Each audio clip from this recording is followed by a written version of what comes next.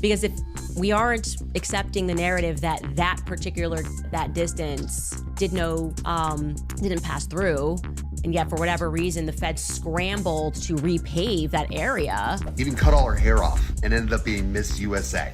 How does that happen? How do you go from sports to Miss USA? And then they meet at a Turning Point event in 2018, where she's interviewing for a job for Turning Point. Solidified. I got a feeling there's more to the story here. All right, you guys, happy Monday.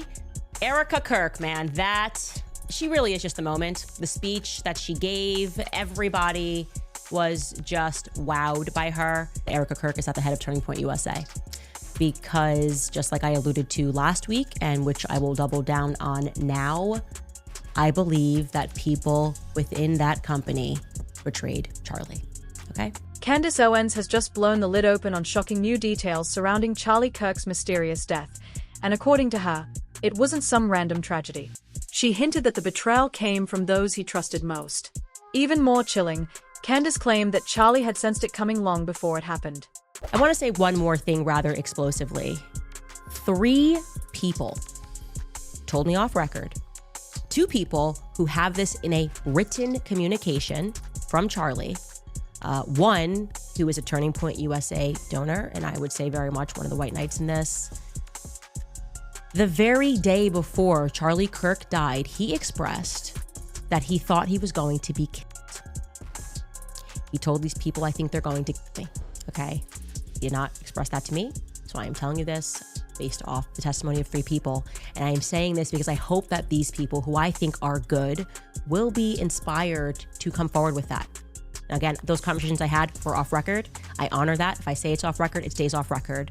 But I'm hoping that watching what I am doing and feeling the energy that is rising across the world for people who want to know what the heck happened on 9/10, that, they will be brave and they will say, yeah, Charlie did the day before he died think that he was going to be killed, and maybe tell us, who is they? Well, for once and for all, who is they?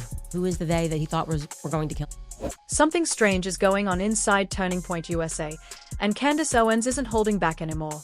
In a resurfaced interview, she dropped a chilling claim, suggesting that someone within Charlie Kirk's own company could have betrayed him. At the heart of this tangled web stands Charlie's widow, Erica Kirk, who now leads the organization. Candice went even further, revealing that a woman connected to the company was allegedly seen alongside the man accused of assassinating Charlie Kirk, Tyler Robinson. Before we get into that, some incredible breaking news. We have now confirmed that there was indeed a woman who was with in the footage that was captured by the houses nearby the area. And for whatever reason, the FBI has not yet released or even acknowledged that footage exists. This is absolutely huge, actually. I think this is the biggest thing that we have uncovered since the beginning of this investigation. So let's jump right back into this. Welcome back to Candice. We had received a lead live on the show. Someone paid money to inform us that there was footage that the FBI was hiding, right? She wrote in, said, I have been trying to reach out to you everywhere. The FBI is hiding footage.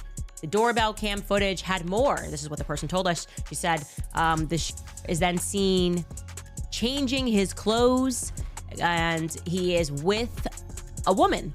Candice didn't hold back. She said, if you're a rat on a ship, you should probably flee now. From there, she described shocking new footage that she claims could change everything about the day Charlie was shot. According to Candice, the video shows a man removing a security camera just 4 minutes after the shooting, and that camera had been positioned directly behind Charlie's head. Even more unsettling, she said she personally knew that man, had spoken to him, and had seen the footage herself. Yet, for reasons she called complicated, Candice promised not to release it to the public. We were unpacking the footage that was going viral of the guy that was taking down the camera, which was directly behind Charlie's head, a mere approximate 4 minutes after Charlie was shot. Everybody thought that it was very suspicious. I recognized the individual and reached out, had a conversation, saw the footage, and made the promise that I was not going to share it. Although I said to you, I encouraged them to share it. I believe that the reason everybody is a conspiracy theorist is because people don't share truth, right? Once you share everything, there's no room for conspiracy. And when I was sharing what I saw, I was doing so because I was just thinking that, this could help. Like, this can obviously remove people from their conspiracies. And then it kind of occurred to me that what I shared was a bigger deal than I had imagined by saying that I didn't see any blood. And that is a fact. I did not see any blood. In fact, the only blood that I did see at all, I'm talking about blood on the back, was on Charlie's hand, on Charlie's left hand, which, as many people have been saying, means that the blood moved forward. We don't need to get into all of the gore. But what I didn't expect thereafter was for the Turning Point USA spokesperson, Andrew Colvett, to issue this statement as people were asking questions like, hey, how is that possible? How was there nothing in the back if this is the gun that was used? Andrew Colvett tweeted this over the weekend. I want to address some of the discussion about the lack of an exit wound with Charlie. I'm usually not interested in delving into most of this kind of online chatter, and I apologize if this is somewhat graphic. But in this case, the fact that there wasn't an exit wound is probably another miracle, and I want people to know. Candice wasn't buying that. She accused the organization of deliberately trying to manipulate Charlie's devoted Christian followers, using the word miracle, she said, as a distraction to silence any real questions. Candice argued that this narrative didn't hold up, especially among conservatives who are experienced hunters and fully understand how firearms operate. To her, the story simply didn't add up, and she made it clear she wasn't going to let it slide. Yes, the conservative base is filled with Christians, but also the conservative base is filled with a lot of hunters, okay? People that hunt, and they know weapons, and they know how weapons work, and they know how weapons don't work. And this particular statement to me does not pass the sniff test. Now, again, when I shared that information, I had assumed they were going to say the angle went through this way. I did not imagine they were just going to say that it was a miracle. Alex Jones immediately took to X Live. This began trending. The statement began trending, and he jumped onto X, and he responded to that statement saying this. Take a listen. The spokesperson for TP USA just posted 2 hours ago that they talked to the coroner and that Charlie Kirk was shot with a 30-06 in the left side of his neck, the carotid artery, and that he's a man of steel, and that the bones in his neck that are like chicken bones stopped a bullet that travels 2,500 feet a second out of the barrel at 200 yards, depending on the grain of the cartridge and the rest of it. Probably hit him at 1,900 feet per second. I've shot hogs at 500 yards, 30-06, right to the side. Tiny hole, blows a 4-inch hole out the other side. We're talking through 2 feet of a hog. Boom. Hit him in the head, brain completely blows up. They just said he got shot with 30-06 and that it didn't go through. Yeah, it's a lot. It's a lot to process. And here's the thing. If you were going to bring me to the argument that this truly was a miracle, it probably would not be in the midst of a circumstance where the feds are lying. As these doubts spread online, Kash Patel stepped forward with a statement vowing a full-scale federal investigation into Charlie Kirk's assassination. He emphasized that no lead would be ignored, from analyzing the bullet's trajectory and identifying possible accomplices to combing through text messages, Discord logs, and even the mysterious plane that allegedly switched off its transponder near the scene. But Candice wasn't buying it. She quickly pointed out that the plane's owner, Derek Maxfield, had already confessed that air traffic control granted permission to disable the transponder. That, she argued, completely undermined the official claim that the plane had merely experienced a signal loss. Is when he says that they looked into the transponder thing and yeah, we checked it out and actually they just lost service. Okay, that disputes what the plane owner themselves, he identified himself, Derek Maxfield, and issued a long statement on Instagram where he said that they got permission to, turn off services, which are transponder services, and they got that permission from the air traffic controller. So it can't be both. It can't be, no, it never happened, they just lost service, and Derek Maxfield saying, no, we had communication with the ATC. which is air traffic control, and what we did followed guidelines. So that's already a problem. Secondly, saying that you're not going to release information because you want to protect the integrity of the investigation while also releasing those ridiculous text messages that looked like somebody was having fun on TikTok and making, a ridiculous skit. I don't feel like the investigation has much integrity, or the feds in general have any integrity after you guys gaslit us about Jeffrey Epstein, okay? So if you want us to, or if you want to restore credibility to the feds, I would allow the mommy sleuths to take over. That's my opinion. I had to get in touch and allow the internet to do what the internet does, because now you're answering everything that we brought up. Not me, we. Because it is because of the entire world paying attention, sending tips. I'm grateful to God that I have a platform to be able to share that information and to encourage it. But this is just coming from regular people around the world. And now you guys it feels like playing defense because you have not been playing offense. Then came Candice's most shocking theory yet, one that left even her supporters stunned. She claimed that directly beneath the spot where Charlie was sitting lies a network of underground tunnels and pipelines. According to Candice, photos reveal several access hatches and control valves that connect to the university's irrigation system. To her, it wasn't just a coincidence, it was a potential escape route or setup point that no one seemed eager to investigate. About how important those valves were to warfare, because if you just want to shut down someone's pipeline, let's say you want to shut off water, or you want to shut off gasoline, yeah, it makes sense why the government would want to be controlling pipelines and valves. But anyways, I started to ask myself, did anybody look into whether or not there was anything under Charlie Kirk when he was right? Because if we aren't accepting the narrative that that particular guy, that distance didn't pass through, and yet for whatever reason the feds scrambled to repave that area, maybe, as some people have speculated, he was from a closer distance. I started wondering, was there an access point to any valves? Were there any pipelines that could have been under Charlie? And as it turns out, I looked at some old pictures of where he was sitting, and there was a massive pipeline that was almost exactly behind where Charlie was sitting. Here's that maybe it's a water pipeline, I don't know, but there it is under the flag. And to your right, I went into my tips line and I saw that somebody had messaged me about this, and more than one person messaged me about this. They're like, hey, yeah, there's like a whole underground thing there. And to your right, you're observing those two little boxes, and they told me that was a trap door. Now, I'm not implying someone, popped up and Charlie, but that's a close-up of that area. I'm just implying that there's an entire underground there.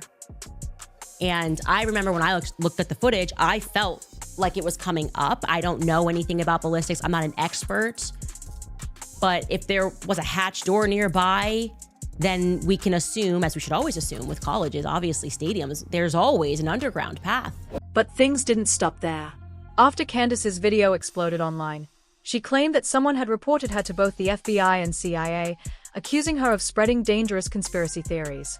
Candice brushed it off with a laugh, insisting she wasn't backing down, and that if she ever went to prison, she certainly wouldn't go alone.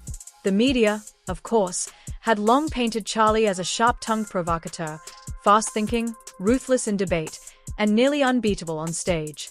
But when a mysterious name began circulating, Lance Twiggs, followed almost instantly by a lightning-fast indictment, many began to suspect there was more to the story than headlines suggested. At the center of that deepening storm now stands his widow, Erica Kirk, along with the powerful organization she leads, an organization that, according to Candice, may be working hard to keep people from digging too deeply into what really happened to Charlie. We have, at this moment, no definitive understanding of what happened on the day that he was assassinated. But what we do know definitively is that the feds are lying to us. That is obvious. It is abundant. If you're able to think thoughts, you recognize that something is very wrong with the story that has been presented to the public. And I think that what the public doesn't understand, and I count myself among the public, is why it seems as though Turning Point USA executives, and I'll say seems, are not even remotely interested in challenging that official narrative. They're not interested in challenging it publicly, at least. In fact, I think it was an ex-user that pointed out, he put it rather bluntly when he said, so they want us to forgive Tyler Robinson, but to attack the people that are trying to solve the murder of Charlie Kirk? Like, that's not right. It doesn't feel right. It doesn't feel good. Of threats of lawsuits, we're collecting evidence of it. What are we even talking about? And I want to say that what's been bothering me in particular are the micro lies. Seems that they're suddenly in the business of telling micro lies, tiny little misrepresentations, tiny little half-truths that right out of the gate seems altogether unnecessary. It really makes me wonder, who are they protecting exactly? You'll see oftentimes they and other influencers will invoke Erica as the reason that it's not appropriate to ask questions. It's just not appropriate while Erica is still mourning for you guys to ask any questions. And I'm just going to come back at you with some common sense. What sort of widow wouldn't want people to investigate the assassination of their husband? She has not explicitly said that, but the influencers are invoking that. Right? They're invoking it's not appropriate right now for people to be asking questions. That's what I mean when I say they are David hogging us, okay? You could also use another example, somebody that was on the right, Kyle Khrushchev. What essentially means is that when a tragedy takes place and we are emotional, our emotions are raw, me especially, I think this was the first time where I couldn't really check my emotions. I'm just now like moving out of the grief stage. There will be people that then will try to manipulate you, right? They will try to manipulate you by using that strategy of saying, well, it would be really wrong. It would be really wrong for you to look beneath this layer or to ask a question about this. And it would be an injustice to Charlie Kirk's legacy, really. And throughout the entire situation, Candice can't help but believe that someone betrayed Charlie. I am starting to think, and let me know if you think this is crazy, but I'm starting to think that the assassination of Charlie Kirk was something akin to a regicide, right? The assassination of a king to install a new ruler who the king would have never approved of, right? Maybe people around him counseling the king, people who perhaps betrayed him, because there are just too many things that I am finding out that are not adding up to me, okay? There are also, I do want to say this, too many first times leading up to this event, okay? One person who emailed me said, hey, I've been supplying bulletproof vests to Charlie for all of these campus tours, and suddenly last spring, the last campus tour, they canceled my contract with them. They did not want to renew. When I asked them why, they told me that Charlie wanted to go a different direction by getting an army vest instead, like a metal army vest, I believe is what he says. And he said, this made no sense to me. I didn't understand it. Okay, so Charlie decided to use a new company, even though I don't think he was actually wearing a bullet vest on that day. So what happened there, I'm not sure. Something else that is really bothering me, just because I have done these campus tours, is the question of why Charlie was set to do 2 events in Utah a mere 20 days apart, okay? He was supposed to do UVU, and then today was scheduled to do, just 20 days later, USU. Now, those 2 campuses are just under 2 hours apart if you're driving. Is also interesting to know that the Utah FBI also got a brand new set of employees. The state FBI department, Kash Patel, went ahead and fired not only the chief of the Utah borough, but also some other people. You can see this in the Daily Mail article. They recount this after Charlie's death. Kash Patel questions grow as it's revealed he gutted the Utah FBI leadership before Charlie Kirk's assassination. That is true. He fired the chief, among other people, and replaced her with Robert Bowles in August. I think Robert Bowles, actually, it was his first week when Charlie got shot. And he's somebody who has been in DC for decades. So it seems to me to be an unusual placement to then want to re-up your entire life, assuming you have a wife and kids, and move to Utah. But whatever, again, everything just feels a little too brand new to me. Then I speak to the individual who I told you guys that I recognized, that had taken down the cameras minute 4 after Charlie was shot. the back camera of all the ones when you take the front camera. I don't know.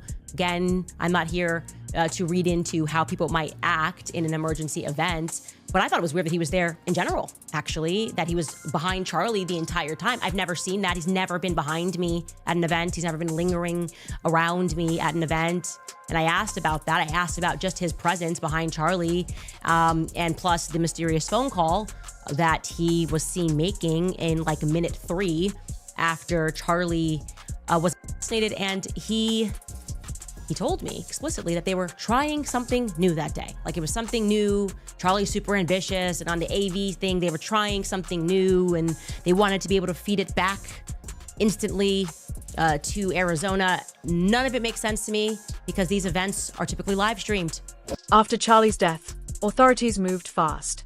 In less than 33 hours, police identified Tyler Robinson, a 22-year-old electrical engineering dropout from Utah State, as the prime suspect. The speed of that announcement raised eyebrows almost immediately. Many wondered how investigators could so quickly piece together such a complex case, while others suspected the rush to name a culprit might have been a deliberate attempt to close the case before too many questions were asked. But again, something new, okay? So let's stick with that theme. Do you want to know something else that was brand new leading up to this event? Charlie's perspective on Israel, okay? So let me say this so you can hear it.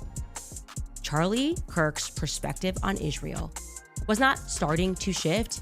It had shifted entirely, okay? There are no ifs and there are no ands and there are no buts about it. Israel knew that. Turning Point USA knew that because Charlie was explicit. So my question is, why isn't Turning Point USA making any statements and shutting down this repeat attempt by Israel to lie and to pretend that towards the end, Charlie was just authoring love letters to Israel, giving them a perspective of here's how we can win here's what you guys need to do. You need to work with this Hillel, whatever it is. Yeah, the same people that are calling me anti-Semitic, you need to work with those people harder. And he was just putting it on paper. Was it an email? What was that they were sharing? The New York Post, the Israeli Post, right? What were they sharing there? He wrote of his deep love for Israel. He had nothing else to do in May. Wrote of his deep love for Israel to a letter to Netanyahu. Netanyahu said they were close, but in the letter, Charlie puts his number, which apparently Netanyahu didn't have his number. And we're supposed to believe, did he send that as an email, by the way? Can somebody clarify? Was that an email they were sharing? Or did he send it in the mail to him? Could somebody share that, please? I'm assuming it was an email. Can someone share the timestamp on that? Just kind of like authenticate that email, because I'm very aware of what's going on, okay? And I don't know how the executives over at Turning Point USA sleep at night, okay? I don't know how you can present yourselves as a Christian organization and not be dedicating yourself to the truth. No matter what the cost is, you tell the truth. That's it, okay? You don't hide it. You don't try to obfuscate it. You don't try to say, well, wait until the memorial event before we start looking into who murdered him. You tell the truth and you tell it immediately. Online, the #Utah cover-up started trending.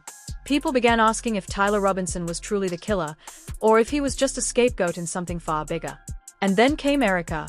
Just hours after Charlie was officially pronounced dead, she appeared before the cameras, flanked by their 2 children. Her tone was calm, steady, some said almost too composed. Charlie fought for his faith, she declared, and now he's with his savior. At the massive memorial service held inside State Farm Stadium, Erica spoke eloquently about America, about belief, and about carrying on Charlie's legacy. Yet throughout her emotional tribute, one thing stood out. She barely mentioned their marriage. Hello. God bless all of you for coming here from all over the world to honor and celebrate my Charlie. Hello. God bless all of you for coming here from all around the world to honor and celebrate my Charlie. Those were the first words Erica spoke at the memorial, calm, unwavering, and without a trace of tears. No cracks in her voice, no visible grief. That's when people began whispering, why does she seem so untouched? Her first social media post after Charlie's death only deepened the mystery. It read, "You have no idea what fire you lit in this woman." The post exploded online, racking up over 1 million shares overnight. Some praised it as a display of resilience and inner strength, but others saw it as something else entirely. A warning. A couple of weeks ago, before Charlie lost his life, Charlie was in the Hamptons, and he had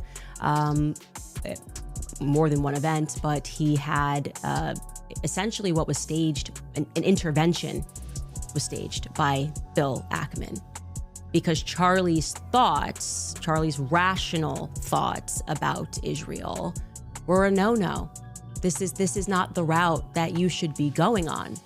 And Charlie was surrounded by his friends, his quote-unquote friends. Bill Ackman was very upset, and threats were made. That is what I am told, and I will tell you that I am very happy for Bill Ackman to dispute this narrative. In fact, he was asked to dispute this narrative. Max Blumenthal went out to him today, and Bill Ackman came back and said, I have receipts I can show you, and he did not provide the receipts. This is not how it went down. I know it went down this way. I'm waiting for one of them to go on record and to say that it didn't go down this way.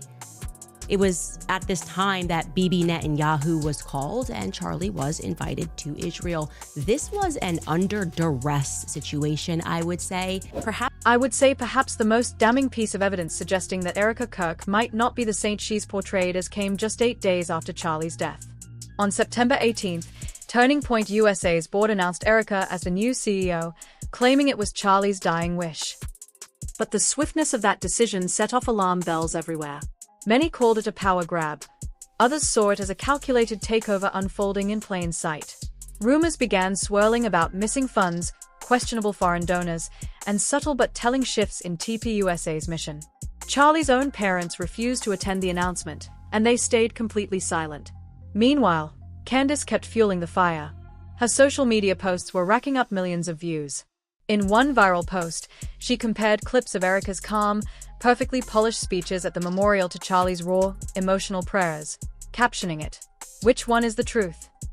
The post exploded, hitting 12 million views in just 24 hours. From that point on, every tiny detail became a potential clue. The way Erica stood, the way she smiled, even how she hugged former President Trump during the posthumous Medal of Freedom ceremony for Charlie, nothing escaped scrutiny. TikTok users began analyzing her every gesture, calling her body language too confident, too rehearsed, and perhaps most unsettling of all, too comfortable in her new role. Nothing is a coincidence. Hold on to that thought. Did you know that Charlie Kirk's father, Robert W. Kirk, was actually the architect for Trump Towers? Also, did you know that Erica Lane Kirk won Miss Arizona USA in 2012? Don't forget, Donald Trump ran Miss America from 1996 until 2015. Seeing the correlation here? Now, not saying age difference is a big thing, but did you know Erica was 5 years Charlie Sr.? But this is where coincidences aren't coincidences. People, this was so arranged. And there's so much more to Erica Kirk. Kind of like how she was all into basketball, didn't want to be all girly, never liked to dress up, even cut all her hair off, and ended up being Miss USA. How does that happen? How do you go from sports to Miss USA? And then they meet at a Turning Point event in 2018, where she's interviewing for a job for Turning Point. Solidified. I got a feeling there's more to the story here. Her Romanian background was dragged into a storm of wild online theories, some accusing her of having hidden intelligence ties, others spinning tales about shadowy honeypot networks and secret connections to foreign operatives. None of it had solid proof, but that didn't matter. The internet ran with it. Threads, videos, and so-called insider leaks began to flood every corner of social media, painting Erica Kirk as a mysterious figure whose rise to power seemed almost too convenient to be coincidence. Erica Kirk is either the epitome of what it means to be a MAGA woman who dumbs herself down and minimizes her success in the name of the man and the movement, or she is a honeypot, because there's been speculations that Kash Patel is in a honeypot relationship. And that would kind of make sense, right? Like, you want to keep those guys close. You want to keep those guys together. You want to keep those guys controlled, right? If you don't know what a honeypot is, it's normally when a very attractive woman is used to control, manipulate, keep an eye on, guide a man, right? Erica Kirk has a law degree. She has a doctorate. She has 2 bachelor's degrees. She's 5 years older than Charlie. She had a successful basketball career in college. She had a successful pageantry career. And then in 2018, she runs into Charlie Kirk for the first time, and then they're very quickly married within, I think it's like 3 years or whatever. First of all, they've only been together for 7. I've keep seeing people say they've been floating around for like 10 years or whatever. They haven't. They've only been together for 7 years. This isn't some godly, long, profound, relationship that a lot of these people, they bring these people in MAGA, the high school sweethearts, whatever. She's either dumbed herself down to fit the narrative of what it means to be a MAGA woman, or she's a honeypot. It was no longer about the investigation. It had become something deeper, a battle between truth and control, grief and power. People began to wonder if the woman who once stood faithfully beside Charlie Kirk might know far more than she's been willing to admit. Now, all eyes are locked on October 30th, 2025, the date of Tyler Robinson's next court hearing. Will that day finally bring clarity, or only more confusion? Was Tyler really acting alone, or did invisible hands guide him? And as for Erica, is her calm the quiet strength of a grieving widow, or the polished mask of someone carefully guarding secrets that could change everything? Whatever happens, one thing is certain. The world will be watching, waiting to see if the truth finally comes to light.